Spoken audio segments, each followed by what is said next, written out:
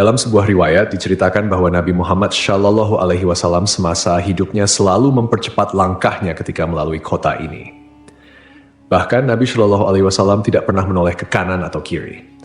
Selain itu, Ibnu Battuta juga pernah menceritakan adanya rombongan karavan yang enggan berhenti di Madain Saleh.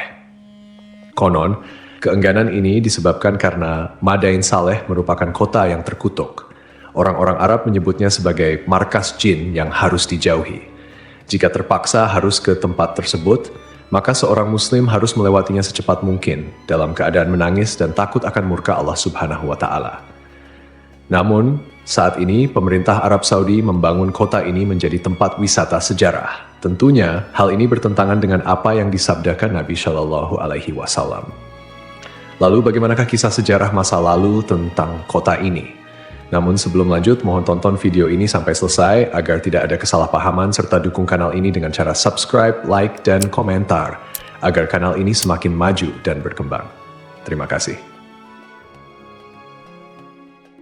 Al-Ula atau dikenal juga sebagai Madain Saleh menyuguhkan gurun pasir yang menakjubkan karena dikelilingi oleh gunung dan tebing yang tinggi. Menariknya, tebing tersebut dipahat dan diukir dengan bentuk yang khas.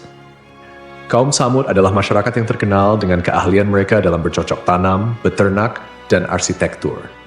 Namun, keahlian tersebut membuat mereka sombong dan merendahkan kaum lain.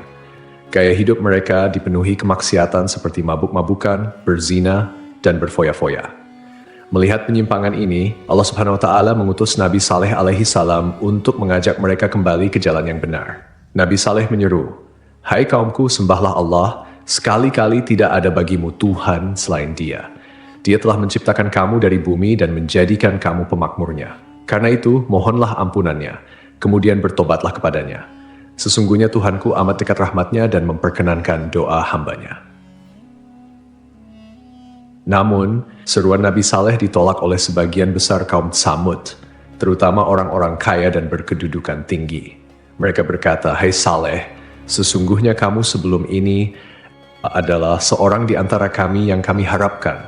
Apakah kamu melarang kami untuk menyembah apa yang disembah oleh bapak-bapak kami? Sesungguhnya kami ragu dan khawatir terhadap agama yang kamu serukan kepada kami." Suatu ketika kaum Tsamud berkumpul di suatu tempat, lalu Nabi Saleh mendatangi mereka, menyeru mereka kepada Allah, mengingatkan, memberi nasihat, dan menyampaikan perintah kepada mereka. Namun mereka menantang Nabi Saleh, "Jika engkau bisa mengeluarkan seekor unta betina bunting dengan ciri seperti ini dan itu dari batu besar ini," mereka menunjuk batu besar di sana dan menyebutkan sejumlah ciri yang mereka inginkan. Nabi Saleh kemudian berkata kepada mereka, "Bagaimana menurut kalian jika aku penuhi permintaan seperti yang kalian inginkan? Apakah kalian mau beriman kepada kebenaran yang aku sampaikan dan mempercayai risalah yang diutuskan kepadaku?" Mereka menjawab, "Ya." Nabi Saleh kemudian mengambil perjanjian mereka atas hal itu. Setelah itu, Nabi Saleh menghampiri tempat salat lalu salat kepada Allah Subhanahu wa Ta'ala sebagaimana yang Dia takdirkan untuknya. Setelah itu, ia memanjatkan doa kepada Allah Subhanahu wa Ta'ala agar permintaan mereka dikabulkan. Allah Subhanahu wa Ta'ala kemudian memerintahkan bongkahan batu besar tersebut untuk mengeluarkan seekor unta besar dan bunting dengan ciri-ciri tepat seperti yang mereka inginkan. Saat melihat mukjizat itu dengan mata kepala sendiri, mereka menyaksikan suatu hal besar, kuasa nyata, bukti jelas, dan terang. Banyak di antara mereka yang beriman, namun sebagian besar tetap kafir, tersesat, dan membangkang. Karena itu Allah Subhanahu wa Ta'ala berfirman, "Tetapi mereka menganiaya unta betina itu, yaitu mereka mengingkarinya." Sebagian besar di antara mereka enggan mengikuti kebenaran meskipun telah melihat mukjizat tersebut.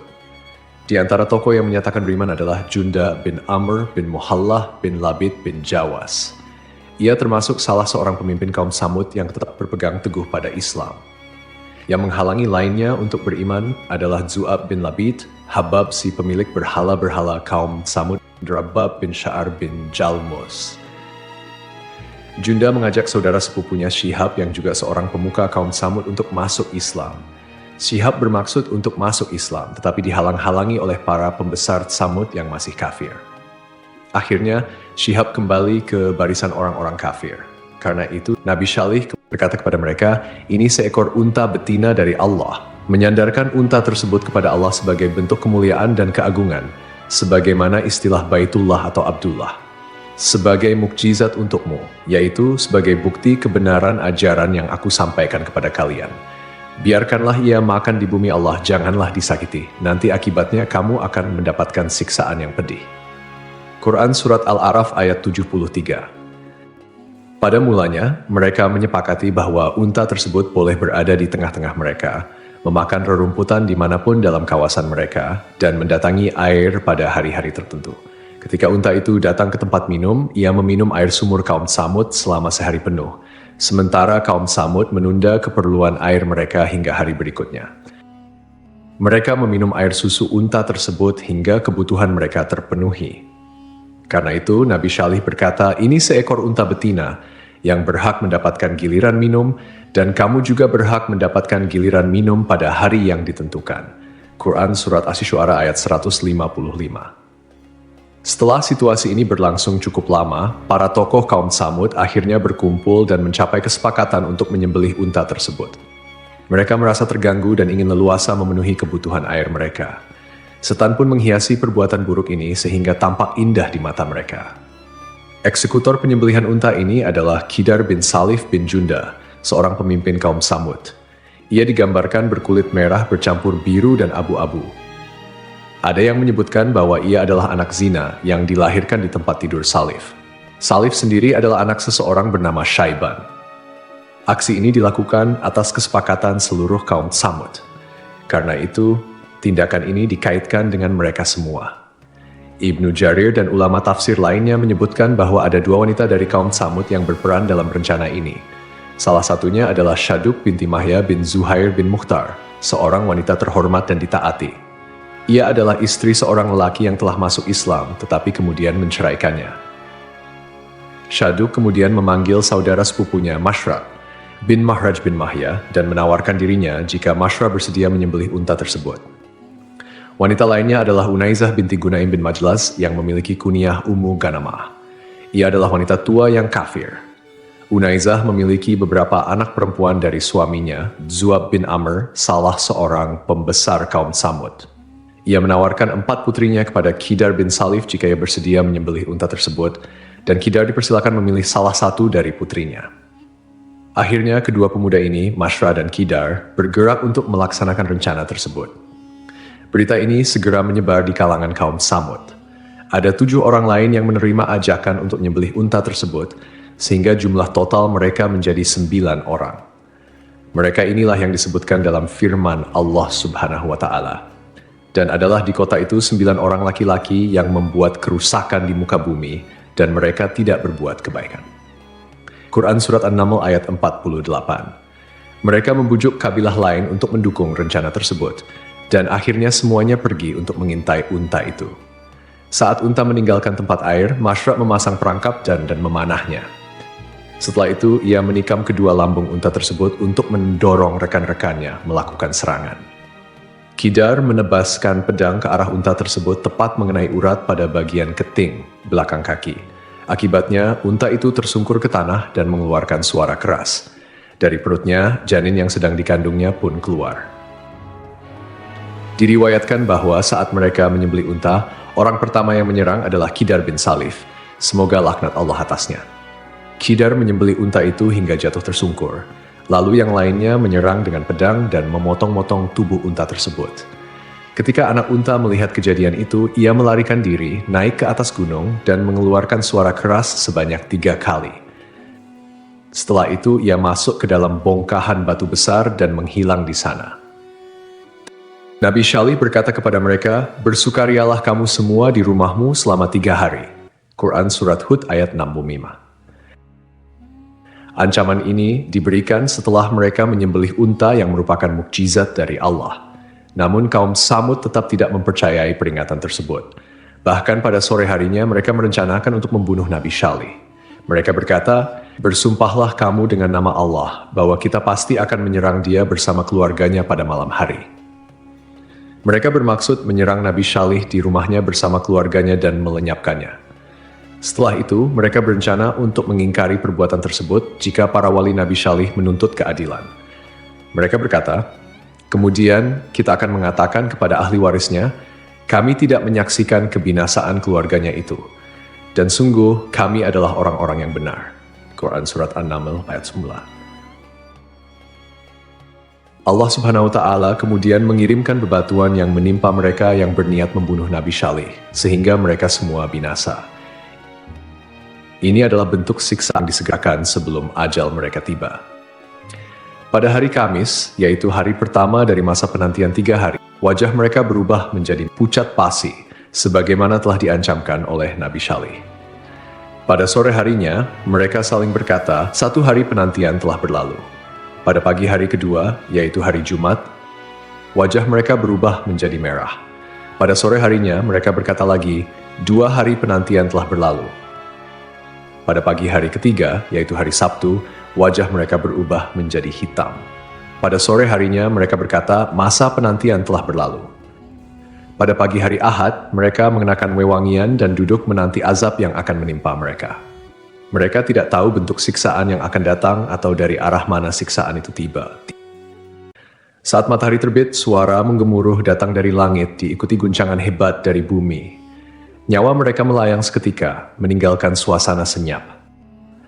Ancaman yang telah disampaikan menjadi kenyataan. Mereka tergeletak di bawah reruntuhan rumah mereka, tidak bergerak dan tidak bernyawa. Para ahli tafsir menyebutkan tidak ada yang selamat kecuali seorang budak perempuan yang lumpuh bernama Kalbah binti Salak. Sumber lain menyebutkan namanya Zari'ah. Ia sangat ingkar kepada Nabi Syalih. Ketika azab datang, ia berusaha melarikan diri dan mencapai salah satu perkampungan Arab. Di sana ia menceritakan kejadian yang menimpa kaumnya. Setelah meminta air minum dan meminumnya, ia pun meninggal dunia. Allah Subhanahu wa Ta'ala berfirman, seolah-olah mereka belum pernah tinggal di tempat itu. Quran Surat Hud ayat 68. Artinya, mereka seakan-akan tidak pernah hidup di negeri itu dengan segala kelimpahan rezeki dan kekayaan. Allah juga berfirman, ingatlah kaum Tsamud mengingkari Rabb mereka. Ingatlah, binasalah kaum Tsamud.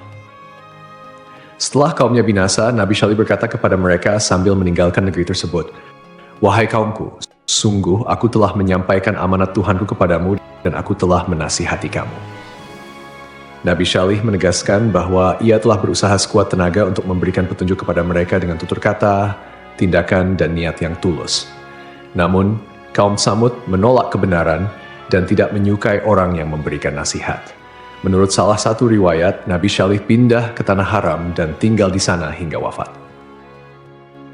Profesor di Departemen Arkeologi Universitas Raja Saud, Ahmad Muhammad Al-Abudi, menuturkan bahwa kaum pertama yang menempati wilayah Al-Ula adalah kaum Tsamud, yang kemudian diikuti oleh bangsa Nabatean. Al-Abudi sendiri telah menghabiskan waktu lebih dari 14 tahun untuk meneliti situs-situs tersebut, dan penelitiannya sering dikutip oleh berbagai media, termasuk Al-Arabiya. Meskipun kaum Tsamud telah menerima azab yang sangat menyedihkan karena menolak peringatan dari Nabi Syalih alaihi salam, mereka ternyata memiliki keahlian yang luar biasa dalam bidang pertukangan, khususnya dalam hal ukiran dan pahat memahat batu.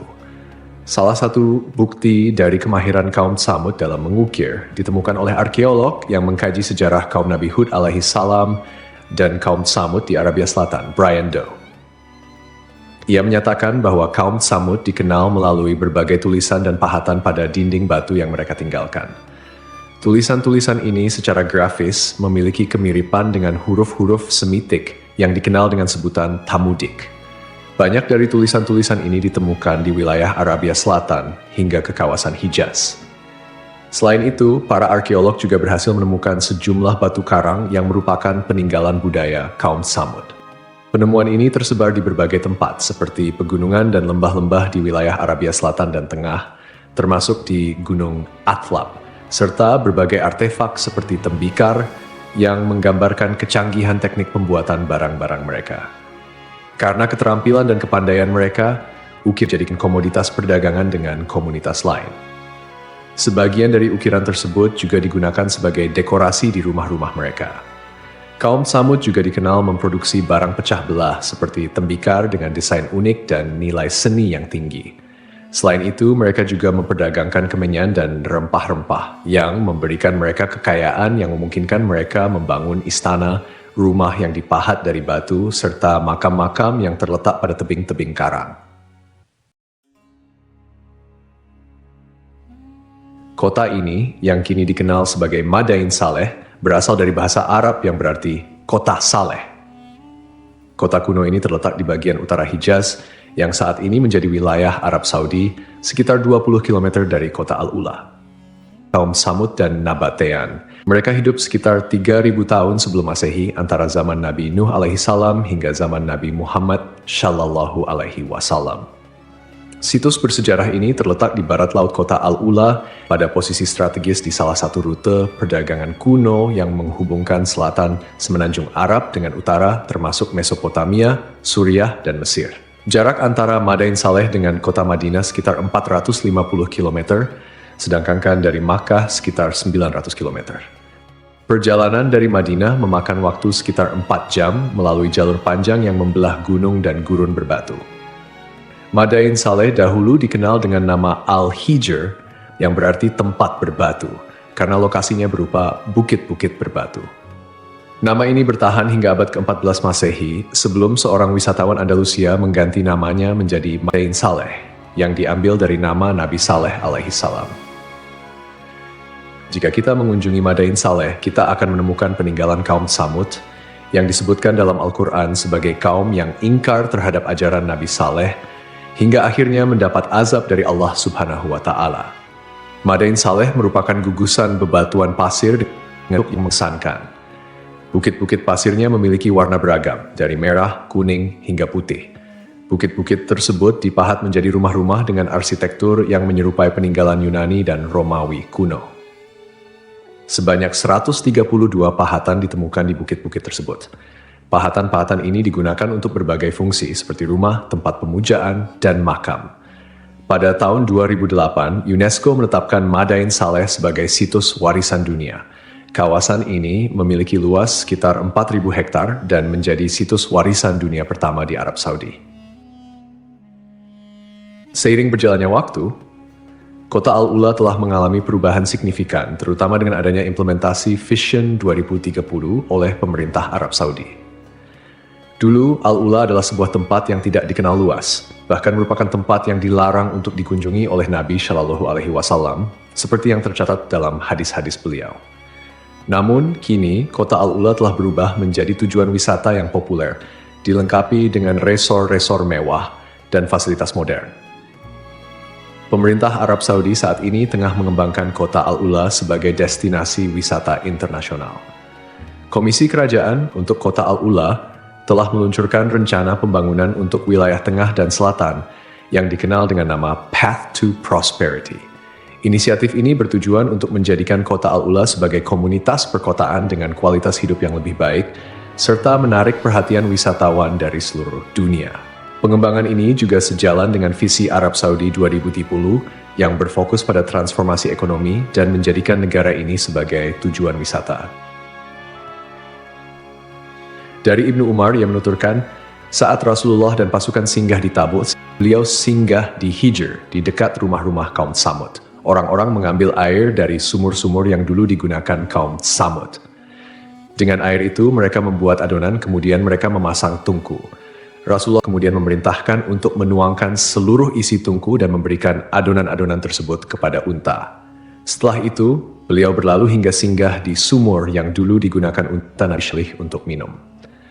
Beliau melarang memasuki tempat-tempat suatu kaum yang pernah tertimpa siksa. Beliau bersabda, "Sungguh aku khawatir jika kalian tertimpa azab seperti yang pernah menimpa mereka." Rasulullah juga bersabda saat berada di perkampungan Hijr, "Janganlah kalian memasuki tempat-tempat mereka yang pernah tertimpa azab itu, kecuali dengan menangis. Jika kalian tidak menangis, jangan memasuki tempat-tempat mereka agar kalian tidak tertimpa azab seperti yang pernah menimpa mereka." Lantas, apa hukumnya Muslim mendatangi Al-Ula atau Madain Saleh? Ada beberapa kebingungan mengenai kota Al-Ula dan Madain Saleh. Keduanya merupakan dua lokasi yang berbeda, tetapi letaknya berdekatan dengan jarak tempuh sekitar 25 hingga 31 km. Ulama Arab Saudi, Sheikh Asim Al-Hakim, ketika mendapat pertanyaan tersebut, mengatakan bahwa Madain Saleh adalah daerah yang dilarang Rasulullah untuk didatangi. Jika terpaksa harus ke tempat tersebut, maka seorang muslim harus melewatinya secepat mungkin dalam keadaan menangis dan takut atas murka Allah. Namun daerah ini harus didefinisikan dengan jelas, karena saat ini Madain Saleh adalah nama yang diberikan untuk seluruh wilayah. Daerah yang ditimpa azab dan siksa Allah adalah daerah yang terbatas. Oleh karena itu, seseorang harus bertanya kepada ahli tentang lokasi tersebut, di mana daerah ini bermula dan di mana berakhir. Inilah daerah yang tidak boleh dimasuki atau didekati. Selain itu, tidak masalah, jelas Sheikh Asim Al-Hakim. Tidak semua daerah Al-Ula atau Madain Saleh tertimpa azab Allah yang diturunkan kepada kaum Tsamud. Oleh karena itu, penting untuk mengetahui batasannya, mana daerah yang dilarang dan mana yang diperbolehkan untuk dimasuki. Daerah yang terkena azab Allah jelas tidak boleh dimasuki. Wallahu alam. Bagaimana pendapat sahabat sekalian? Tulis di kolom komentar.